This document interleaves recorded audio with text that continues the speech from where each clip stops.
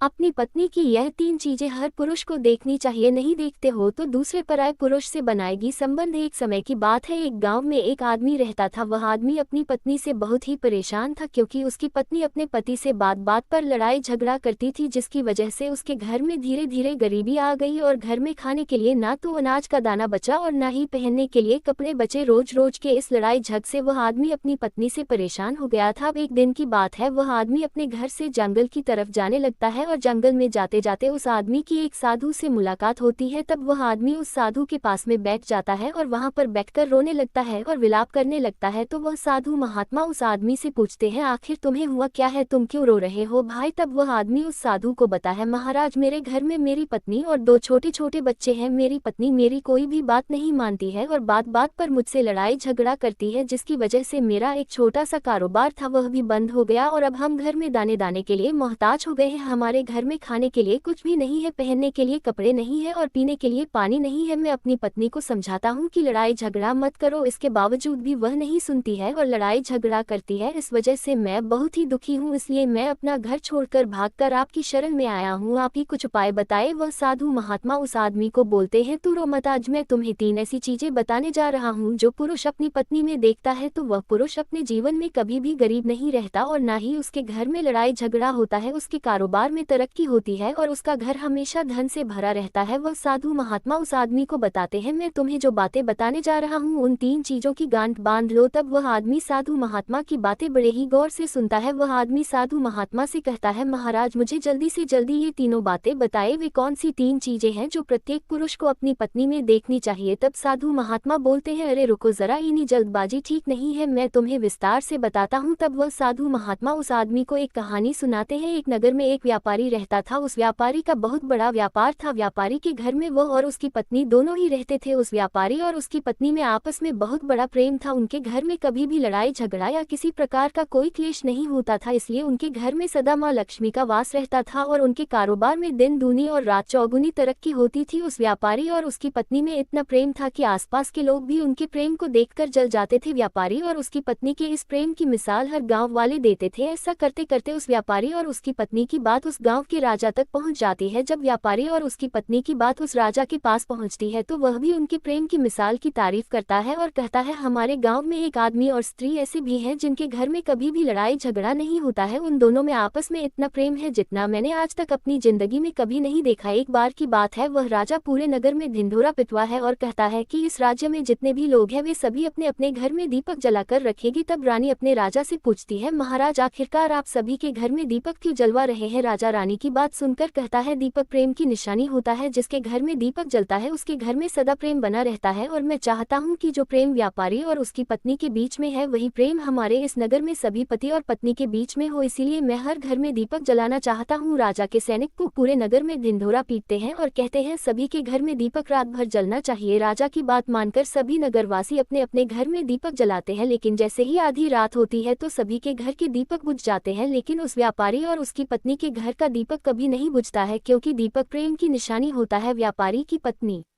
अपने घर के दीपक को सदा जलाकर रखती थी जिससे व्यापारी और उसकी पत्नी का प्रेम बरकरार रहे, लेकिन व्यापारी की पत्नी हमेशा अपनी मनमानी करती थी, उसका जो मन करता था वही काम करती थी। लेकिन व्यापारी को इस बात से कभी भी कोई दिक्कत नहीं होती थी, क्योंकि व्यापारी बहुत ही समझदार था। वह सोचता था कि यदि मैं अपनी पत्नी को रोक टोक करूंगा तो घर में बेवजह का लड़ाई झगड़ा होगा, इसलिए व्यापारी पत्नी की कई चीजों और कई बातों को अनदेखा करता था। वह व्यापारी इसलिए अनदेखा करता था ताकि पति पत्नी में वह प्रेम और व्यवहार बना रहे। अब इधर राजा और रानी अपनी छत के ऊपर खड़े होकर अपने नगर का नजारा देख रहे थे और वे राजा और रानी देखते हैं कि उनके पूरे राज्य में अंधेरा था, लेकिन सिर्फ एक व्यापारी और उसकी पत्नी के घर में ही दीपक जल रहा था। तब राजा रानी से बोलता है, देखो व्यापारी और उसकी पत्नी में कितना प्रेम है, सभी के घरों का दीपक तो बुझ गया है लेकिन व्यापारी और उसकी पत्नी के घर का दीपक अभी भी जल रहा है, इसका मतलब यह है कि व्यापारी और उसकी पत्नी में बहुत ही ज्यादा प्रेम है। तब रानी अपने राजा से कहती है, महाराज व्यापारी और उसकी पत्नी में जो भी प्रेम है वह इसीलिए है क्योंकि व्यापारी व्यापारी की पत्नी समझदार है इसलिए व्यापारी के घर में प्रेम है। जब राजा रानी की बात सुनता है तब राजा बोलता है नहीं महारानी, यहाँ पर व्यापारी ज्यादा समझदार है इसीलिए उनके घर में कभी भी लड़ाई झगड़ा नहीं होता है। रानी कहती है व्यापारी की पत्नी समझदार है और राजा कहते हैं नहीं व्यापारी समझदार है। व्यापारी और व्यापारी की पत्नी की बात को लेकर राजा और रानी में बहस होने लगती है। तब राजा बोलता है देखो हमें बहस करने की जरूरत नहीं है, क्यों ना हम दोनों उनकी परीक्षा ले, परीक्षा में जो भी पास होगा वही समझदार होगा। रानी राजा की बात से सहमत हो गई और उन दोनों की परीक्षा लेने के लिए तैयार हो जाती है। तब राजा अपने महल में जाता है और अपनी दासी को बुलाता है और वह अपनी दासी से कहता है कि उस व्यापारी के पास जाओ और जो प्रश्न मैं तुमसे पूछ रहा हूँ वह तुम व्यापारी से पूछना। दासी कहती है ठीक है महाराज। फिर वह दासी राजा की बात सुनकर व्यापारी के पास जाती है। उधर व्यापारी की पत्नी बाजार गई हुई थी कुछ सामान लेने के लिए और व्यापारी घर पर अकेला ही था। वह दासी व्यापारी के घर जाकर व्यापारी से कहती है व्यापारी जी मैं राजमहल से आई हूँ, राजा साहब ने मुझे आपके पास भेजा है। व्यापारी उस दासी से कहता है बताएं मैं आपकी क्या सेवा कर सकता हूँ, आप बैठिए मैं आपके लिए पानी लेकर आता हूँ। तब दासी कहती है नहीं व्यापारी जी मैं राजा साहब की दासी हूँ, बस आपके पास राजा साहब का संदेश लेकर आई हूँ। तब व्यापारी कहता है ठीक है दासी आप मुझे बताए कि राजा साहब ने मेरे लिए क्या संदेश भेजा है। दासी कहती है व्यापारी जी राजा साहब ने मुझे ये कहा है कि यदि तुम अपनी पत्नी को छोड़ देते हो तो वे तुम्हें बहुत सारा धन और हीरे मोती देंगे और राजमहल में एक अच्छी सी नौकरी भी देंगे, लेकिन व्यापारी राजी नहीं होता है। दासी वापस राजा के पास लौट जाती है और जाकर कहती है व्यापारी अपनी पत्नी को छोड़ने के लिए राजी नहीं हुआ। तब रानी राजा से कहती है व्यापारी समझदार नहीं है, व्यापारी की पत्नी समझदार है। व्यापारी और व्यापारी की पत्नी की बातों को लेकर राजा और रानी में फिर से बहस होने लगती है। तब रानी राजा से कहती है आपने व्यापारी की परीक्षा ली है, मैं भी व्यापारी की पत्नी की परीक्षा लेना चाहती हूँ, तब पता चलेगा कि व्यापारी और व्यापारी की पत्नी में सबसे ज्यादा समझदार कौन है। तब राजा रानी को आदेश देता है कि रानी तुम भी एक बार व्यापारी की पत्नी का परीक्षा ले लो। तब रानी अपने राजमहल से एक दास को व्यापारी की पत्नी के पास भेजती है और कहती है जो मैं तुम्हें कह रही हूँ ये सारी बातें व्यापारी की पत्नी से कहना। तब रानी का दास उस व्यापारी की पत्नी के पास जाता है। उधर व्यापारी अपने काम के सिलसिले में कहीं बाहर गया हुआ था और घर पर व्यापारी की पत्नी अकेली ही थी। दास मौका देखकर व्यापारी के घर पहुंचता है और कहता है और व्यापारी की पत्नी से कहता है मैं राजमहल से आया हूँ, मुझे रानी साहिबा ने आपके पास भेजा है। तब व्यापारी की पत्नी कहती है ठीक है बताए किस लिए रानी साहिबा ने तुम्हें मेरे पास भेजा है। तब दास कहता है रानी साहिबा ने कहा है कि यदि तुम अपने पति को छोड़ दो तो वे तुम्हें बहुत सारा धन और हीरे मोती देंगी और यदि तुम अपने पति को मार दोगी तो वे अपने राज्य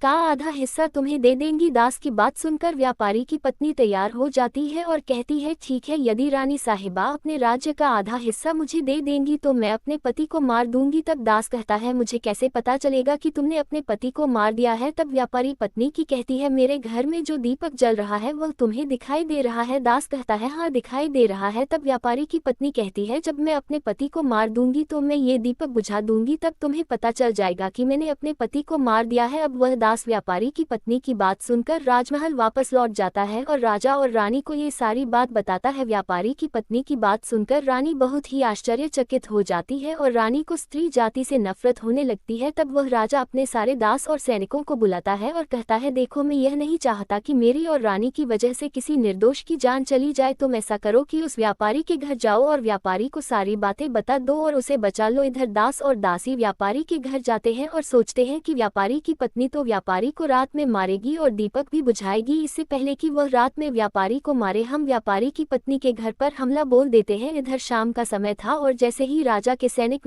पत्नी के घर पर धावा बोलते हैं तो देखते हैं कि व्यापारी पहले से ही मरा पड़ा है। तब राजा और रानी के दास और दासी उस व्यापारी की पत्नी से कहते हैं व्यापारी तो पहले से ही मरा पड़ा है, लेकिन व्यापारी को तो तुमने रात में मारने के लिए कहा था। तब व्यापारी की पत्नी कहती है व्यापारी को तो मुझे मारना ही था, रात में तो मुझे दीपक बुझाना था, व्यापारी को तो मैंने दिन में ही झड़ देकर मार दिया है, अब मेरा काम सिर्फ दीपक बुझाने का है। वे सैनिक उल्टे पांव उस व्यापारी के घर से राजा के दरबार में पहुंचते हैं और राजा को सारी बात बताते हैं। राजा क्रोध से आग बबूला हो जाता है और उसे स्त्री जाति से घृणा होने लगती है। वह अपने सैनिकों को भेजता है कि उस व्यापारी की पत्नी को बंदी बनाकर लेकर आए। तब राजा के सैनिक उस व्यापारी की पत्नी को बंदी बनाकर राजा के दरबार में प्रस्तुत करते हैं। तब राजा उस व्यापारी की पत्नी को कारावास में डाल देता है और समस्त स्त्री जाति से नफरत करने लगता है। साधु इस कहानी को गाँव के उस आदमी को सुनाता है। तब साधु उस आदमी से कहता है कि अब तो तुम्हें समझ में आ गया होगा कि स्त्री की वे कौन सी 3 चीजें हैं जो हर पुरुष को देखनी चाहिए। वह आदमी साधु से कहता है, महाराज मुझे अभी भी समझ में नहीं आया कि स्त्री की वे कौन सी 3 चीजें हैं जो हर पुरुष को देखनी चाहिए। तब साधु उस आदमी को बताता है कि हर पुरुष को अपनी स्त्री की सबसे पहली चीज ये देखनी चाहिए कि वह कहाँ आती जाती है। जो पुरुष अपनी स्त्री की यह बात देखता है उसके घर में कभी लड़ाई झगड़ा नहीं होता और वह पत्नी पर नियंत्रण रख पाता है। दूसरी बात ये कि पुरुष को अपनी पत्नी के बोलचाल का तरीका देखना चाहिए। जो स्त्री अपने पति की बात नहीं मानती और उसकी इजाजत का आदर नहीं करती वह अपने पति के साथ कुछ भी कर सकती है, जैसे कि उस व्यापारी की पत्नी ने व्यापारी के साथ किया था। इसलिए हर पुरुष को अपनी पत्नी की यह बात देखनी चाहिए। तीसरी बात साधु कहता है कि हर पुरुष को अपनी पत्नी के चाल चलन पर नजर रखनी चाहिए। जो पुरुष अपनी पत्नी के चाल चलन पर ध्यान देता है और उस पर बहुत अधिक प्रेम नहीं करता उसे नियंत्रित कर पाता है। ऐसे पुरुष के घर में कभी झगड़ा नहीं होता। जो स्त्रियां अपने घर में मनमानी करती हैं और पति की बात नहीं मानती उनके घर में इस तरह की मुसीबतें आती है। ये 3 बातें उस साधु ने उस आदमी को बताई। फिर वह आदमी इन 3 चीजों को गांठ बांध लेता है और साधु को प्रणाम कर अपने घर चला जाता है। मित्रों, आशा करते हैं कि आपको हमारा ये सुनाई गई कथा अच्छी लगी होगी। अगर आपको ये कथा अच्छी लगी तो प्लीज वीडियो को लाइक करें और चैनल को भी सब्सक्राइब करें और लास्ट तक कथा सुनने के लिए आपका धन्यवाद।